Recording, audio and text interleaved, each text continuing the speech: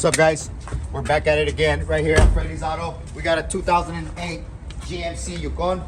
It's marking me the code p0171. So here we got, let's wiggle this, see if we left anything loose here, or the previous people that were doing a tune-up or anything like that left anything loose. Systems were too lean, right? All right, yeah. Yo, guess what? So I took these off and checked the air filter, right? And check this out, guys.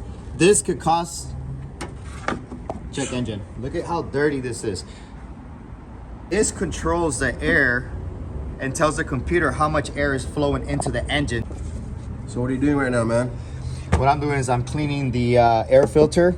And what I'm gonna do is, guys, since I'm gonna be doing that, I'm gonna take the whole piece apart and clean it from in here.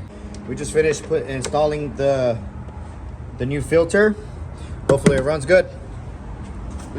So guys, so next time you guys do an oil change or a tune-up on your vehicle, make sure that this part right here, some of the cars have it on this side and some of the cars have it on this side. Make sure that this line right here is nice and secure, nice and tight, because if not, you're gonna get